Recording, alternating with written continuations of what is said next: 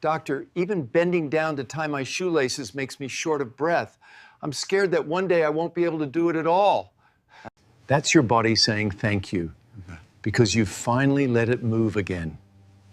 More than 60% of people over 60 lose leg strength without even realizing it until they fall for the first time. But it can be avoided with just a few minutes of proper exercise every day. That's the sentence I often say when I begin a consultation with older patients seeing me for the first time. My name is Dr. Noah Jupe, a physiotherapist specializing in movement recovery for people over 50, currently practicing in London. For more than 20 years, I've met hundreds of patients who all share the same fear, not of illness, but of losing control over their own bodies. They're not afraid of aging itself. They're afraid of falling, not of time, but of the moment when they can no longer stand up after sitting too low. I remember vividly one autumn morning when Mr. Richard Bennett, 73, came to see me. He was tall and lean, once a physical education teacher in his youth. But that day, his steps were slow, his back slightly curved, and his eyes carried a quiet sense of defeat. When he finally sat down, he gasped for air and said, Doctor, even bending down to tie my shoelaces makes me short of breath. I'm scared that one day I won't be able to do it at all. Doctor, even bending down to tie my shoelaces makes me short of breath. I'm scared that one day I won't be able to do it at all. Richard, your body hasn't abandoned you. It's simply forgotten how to move properly, and that's something we can teach it again. What Mr. Bennett was experiencing is incredibly common. After the age of 50, the body naturally loses between 1 and 2% of muscle mass each year, especially around the hips, thighs, and lower back, the areas that keep us stable and upright. When those muscles weaken, climbing stairs feels harder, standing up becomes a strain, and bending down can throw you off balance. But what most people don't realize is that this process can be reversed. The human body is astonishingly adaptable, even in its 70s or 80s. I told Mr. Bennett we wouldn't be starting with heavy weights or complicated gym routines. Instead, I'd teach him 6 simple static movements, inspired by the daily practices of elderly Japanese people, individuals who remain remarkably strong and mobile well into their 80s and 90s. They don't go to gyms. They don't rely on equipment. They simply move using their own body weight and focused breathing. When you hold your body in the right position, I explained, your muscles activate more deeply, blood circulation improves, and your nervous system relearns how to coordinate movement. That's how you rebuild strength safely and naturally. 1. He listened attentively. There was still a hint of doubt in his eyes, but I knew that was where change began, with curiosity and hope. I asked him to try the first exercise, sitting upright on a chair, spine straight, engaging his thighs for 30 seconds. Simple, yet within moments his legs began to tremble. That feeling, I haven't felt it in years, he said, half surprised. That's a good sign, I told him. It means your body is waking up. And to do, and a saying. I explained that if he could commit just 10 minutes a day to these 6 static movements, he would start noticing real changes within a few weeks, standing up more easily, walking more smoothly, and most importantly, feeling less afraid of falling. Many people believe that after 60, regaining muscle is impossible. But modern research proves otherwise. Studies from the University of Tokyo have shown that just 10 minutes of static training per day for 8 weeks can increase leg strength by up to 30% and improve balance by 40%. No gym, no weights, just consistency and control.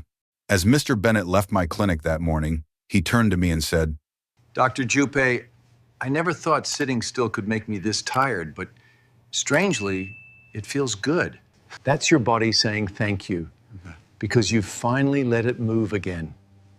And that's referring as being, if you're listening to this and see yourself in Richard's story struggling to stand up, feeling unsteady on stairs, remember this: your body can still change.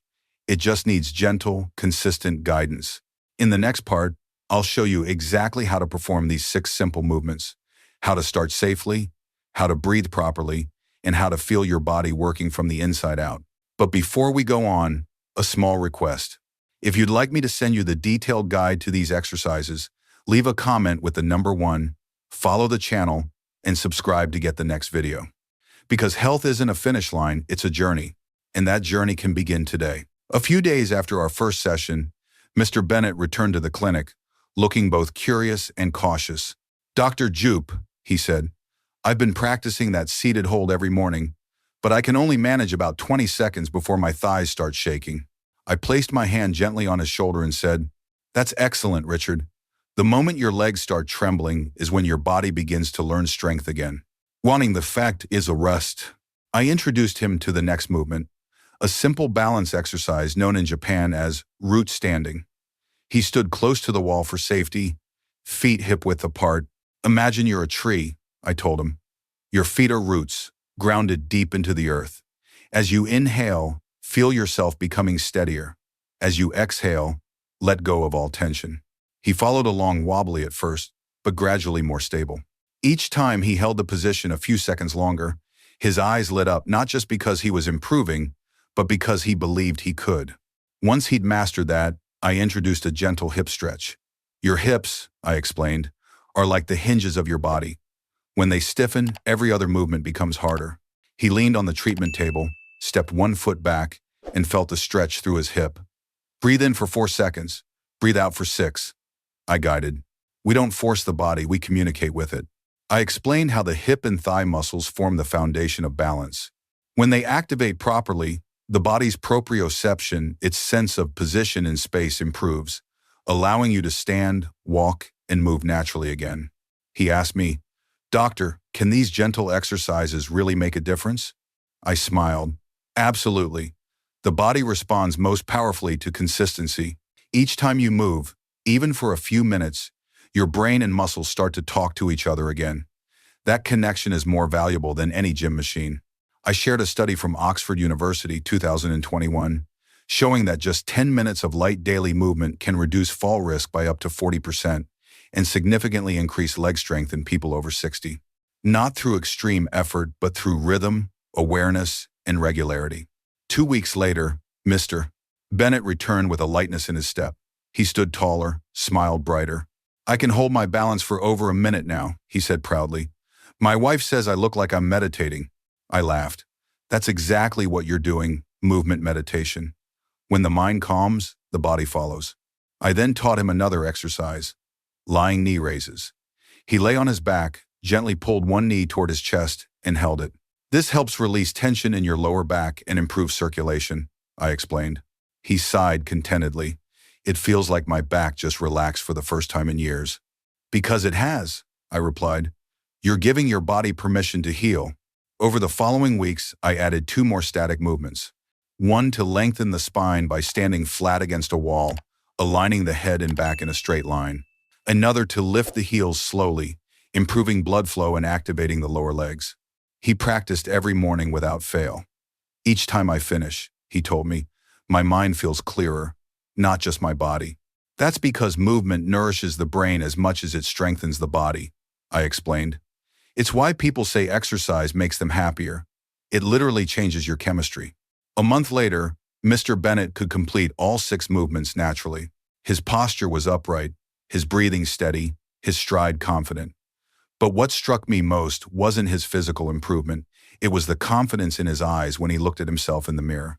"Doctor," he said quietly, "for the first time in years, I'm not afraid of falling. I feel like I have control again." "That," I told him, "is the true goal of recovery, not just to be stronger, but to trust your body again." When Mr. Bennett had become comfortable with the 6 basic movements, I guided him to the next stage, connecting movement, breath, and recovery. "Richard," I said, "your body now knows how to move again. But to keep it strong and balanced, we need to teach it rhythm like a song, where the breath keeps the beat." I taught him the 4-6-8 breathing method, common in physiotherapy. Inhale for 4 seconds, hold for 6, and exhale for 8. Each breath, I said, is a reminder that you're in control. As he practiced, I watched his shoulders drop, his face relax, and his heartbeat slow. Many people think recovery means working the muscles, but in truth, it begins with learning to let go. We combine this breathing rhythm with the resting squat, an exercise he'd once struggled with. Now, instead of holding still, I asked him to coordinate his breath. Inhale as you lower, exhale as you rise. Feel your body supporting itself. Quadriceps graces. He managed only a minute at first, but with each session, he lasted longer. Don't count the seconds, I told him. Count your breaths. Strength doesn't come from time, it comes from focus. Something fascinating began to happen. He started sleeping better. I don't know why, he said one morning, but I feel lighter before bed, calmer somehow. I explained that his exercises were stimulating the parasympathetic nervous system, which helps the body rest, recover, and heal. When it activates, heart rate slows, blood pressure drops, and sleep deepens naturally. Richard, I said, the body and mind are never separate. When you master your breath, you heal both. One sunny spring morning, I invited him to the park near my clinic. We trained outdoors amid the sound of birds and the rustling of trees. I can't remember the last time I exercised outside, he said, looking around. I've spent so many years just sitting indoors and birding their engine. Nature, I told him, is the oldest gym in the world. When your feet touch the grass, every step sends signals through your nerves, reminding your brain how to balance. I had him practice mindful walking, each step slow, intentional, connected to his breath. Imagine each step as a thank you to your legs, I said. He smiled, and with every step, I could see a quiet confidence returning. After 3 months, his progress exceeded expectations. His muscle tone improved, balance increased by nearly 40%, and most importantly, he regained the quiet pride of independence. Doctor, he said, beaming, yesterday I bent down to tie my shoes without holding onto a chair. I haven't done that in 10 years. That's exactly what I want to hear, I said. Not because it's a big achievement, but because it means you've taught your body to trust itself again. We discussed how to maintain these results long term. Think of movement as a lifestyle, not a chore, I told him.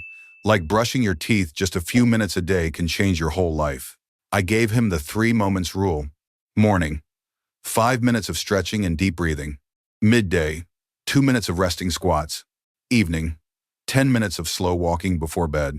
He nodded, jotting it down carefully. Doctor, he said, I think the most important thing I've learned isn't the exercises, it's that I can still change, even at my age. Exactly, Richard, I replied. Age doesn't stop recovery, only disbelief does. Before he left, he looked at me and said quietly, Thank you, doctor. I don't just feel stronger, I feel alive again. I smiled. You always were, Richard. You just needed to remind your body of it. Several months later, on a bright summer morning in London, I saw Mr. Bennett again. He entered the clinic with steady steps, eyes bright, and a wide grin on his face.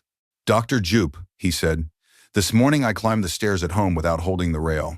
I can't believe I did it. I laughed. It's not the stairs that changed, Richard, it's you. In that moment, I realized the most powerful part of recovery isn't physical strength, but belief, the faith that progress is still possible. When someone believes in their own body, the body always responds. But to sustain his progress, I wanted him to understand the 3 pillars of lasting health: nutrition, movement, and rest. First, I talked about nutrition. After 50, I explained, the body absorbs protein less efficiently. Without enough, muscles weaken, joints stiffen, and recovery slows. I encouraged him to eat high-quality protein, salmon, eggs, Greek yogurt, lentils, and nuts. Think of each meal as a repair session, I said. Every bite is a brick rebuilding your body. I also stressed the importance of healthy fats, olive oil, avocados, fatty fish, and walnuts. These reduce inflammation and protect the joints, especially the knees and hips. And I told him to spend 15 minutes in the sun every morning. Sunlight, I said, is the best free medicine for your bones and your mood. It helps your body produce vitamin D, essential for both. And then right Mark goes out then. Next, we talked about movement, his favorite topic. You don't need to train hard, I told him. Just stay consistent. The body thrives on rhythm, not intensity. I introduced what I call the 20-minute rule. 5 minutes of gentle stretching in the morning, 10 minutes of main exercises at midday, resting squats, heel raises, brisk walking, 5 minutes of breathing and relaxation before bed. Keep that up, I said, and your body will run like a well-oiled machine. It sounded some competent, he laughed. I like that, doctor. But maybe I'm not an old machine anymore, just one that's been finely tuned. Lastly, I spoke about rest, something many neglect. The body doesn't grow when we exercise, I said. It grows when we rest. During deep sleep, the body releases growth hormones that rebuild muscle, repair tissues, and strengthen memory. I suggested a bedtime routine. Switch off screens 30 minutes before bed. Drink a cup of chamomile or mint tea. Practice the 4-6-8 breathing technique. 1 week later, he told me, I slept better than I have in years. I smiled. That's your body's way of saying thank you. 3 months later, I received a postcard from him. On the front was a photo of him squatting in his garden, surrounded by blooming flowers, face glowing in the sunlight. Beneath it, he'd written, still standing, still smiling, irrepressible. To me, that was the greatest reward, not just a patient's recovery, but the joy of someone rediscovering life in their own body. I always tell my patients, health isn't a destination. It's a journey, one of small, steady steps. You don't need to change everything overnight. Just start small. Breathe a little deeper in the morning. Take a few extra steps each afternoon. Eat a light, nourishing dinner. And every night, let your body truly rest. Those small things, they are the rhythm of health. It's not perfection that matters. It's persistence. Before leaving after his final appointment, Richard said softly, Dr. Jupe, I've realized something. The greatest gift at this age isn't living longer, it's living freely, without depending on anyone. I nodded. That's the real goal of recovery, not just to exist, but to live fully. So if you're listening to this today, remember your body can still change. Whether you're 55, 65, or 75, your strength, flexibility, and joy are still there, waiting to be awakened. If you'd like me to send you the full guide to the 6 movements, nutrition plan, and recovery methods tailored for people over 50, leave a comment with the number 1, follow, and subscribe. And finally, thank you for listening. I'm Dr. Noah Jupe, and I'll leave you with this. Health doesn't come from perfection. It comes from patience and believing in your body again. Your recovery journey can start today. All it takes is 1 step,